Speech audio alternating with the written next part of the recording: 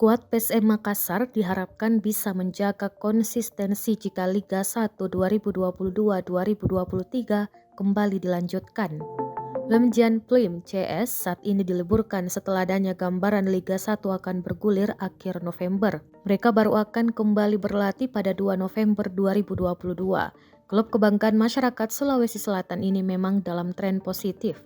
Laskar Pinisi dalam perburuan trofi kasta tertinggi sepak bola Indonesia, berada di peringkat 3 klasmen dengan 22 poin.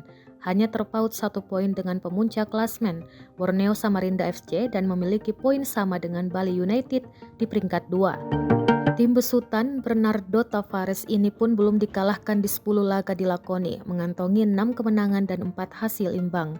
Pengamat sepak bola, Asegaf Rasak mengatakan tren positif PSM ini perlu dijaga, apalagi persaingan akan semakin ketat ke depannya.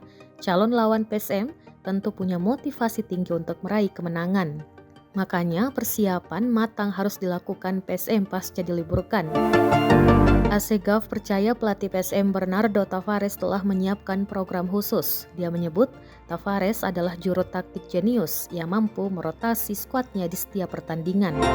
Ia pun tak permasalahkan para pemain PSM diliburkan saat ini sebab belum adanya tanggal pasti liga digulirkan. Jika dipaksakan pemain berlatih bisa saja overtraining.